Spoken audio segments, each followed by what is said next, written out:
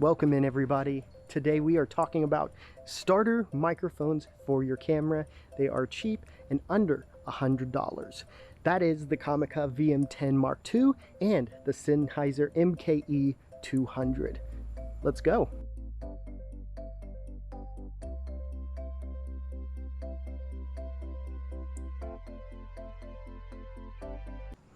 So we talked about cheap and lightweight small vlogging setups last week. I'm shooting on my Osmo Action 1 today, and I like to pair it up with this microphone.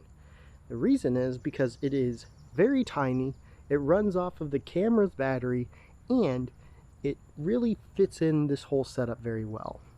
There is not a whole lot of space that this takes up in a bag either, and it's super lightweight, so that's also really convenient.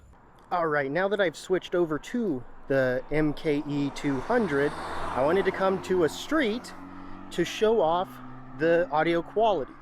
And the big thing is, this street has a fair amount of traffic, so we're going to get some loud times and some quiet times while we're dealing with this. And it's always nice to know that you have a microphone that you can trust, especially with times that get too loud and times that get too soft. One of the big important things about a vlog setup is the ability to kind of pull it up, start recording, and not having to worry about much. That is where this Sennheiser comes in very nicely. Since there is no batteries, you don't have to worry about charging the thing. You don't have to worry about remembering to bring extra batteries. And because it runs off the camera, you have one less thing to worry about, which is why it's fantastic. And because it just drops right directly into the bag, it's very hard to forget, because usually you can just keep it in the bag 24/7. Now, in comparison with this microphone, which I find phenomenal quality, especially for the price, I paid around $80 for this microphone, which in the grand scheme of things is not all that much, considering there are quite a few shotgun microphones that start off well over the $100 price range. This is where it gets kind of interesting, because I think of a similar quality, maybe with less overall ability, but a similar quality is the Comica VM10 Mark II, which is what I have right here.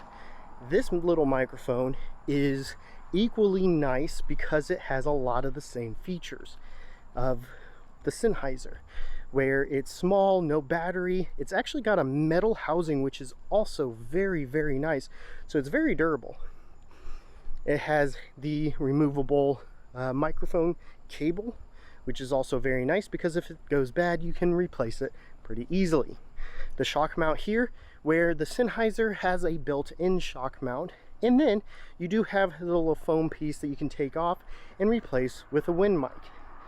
This also has that feature, but the foam is actually built into the microphone itself, so it has kind of built-in like shock and wind resistance already. The other benefit too is that it does come with a dead cat wind muff. So both of these have all of those same features, but you're looking at about $30, $40 more for the Sennheiser over the Comica. Now, are you really missing out on a whole lot? I don't think so. I think a good fair amount of that price difference is you're paying for the Sennheiser name, which I think is okay to do, especially when you know the quality you're getting.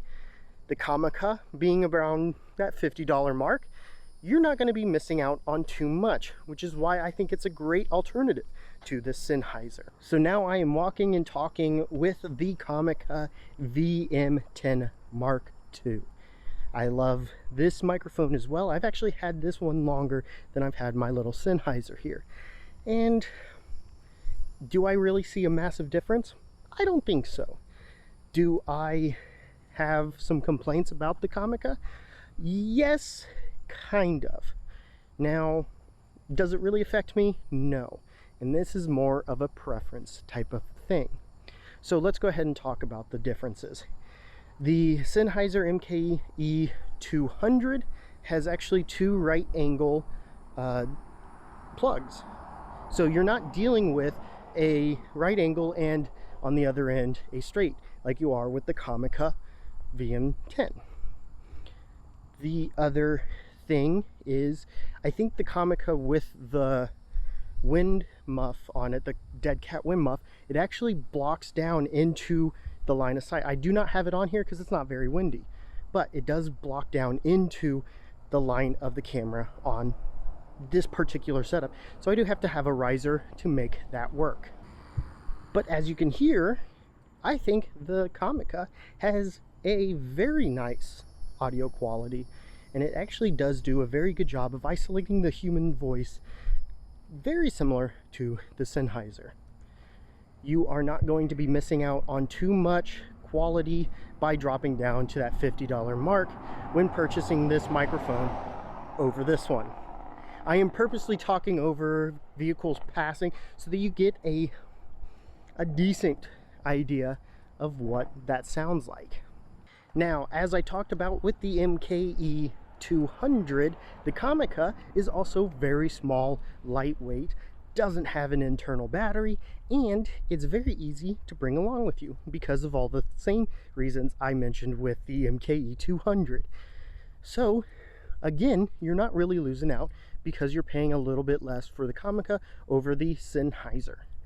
So if you're starting off, do I recommend either of these two microphones? The answer is yes.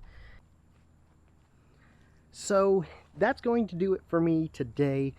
The final judgment on the two microphones that I've shown you that I own, that I think are a great entry or starter vlog or just overall microphone, the MKE 200 from Sennheiser and the VM10 Mark II from Comica.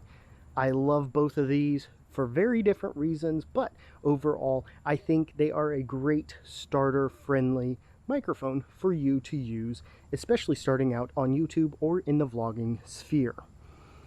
That will do it for me today. If you enjoyed this video, make sure you hit that like button. And if you really enjoyed it and want to see more content like this from me, go ahead and hit that subscribe button for more on this vlog channel type thing.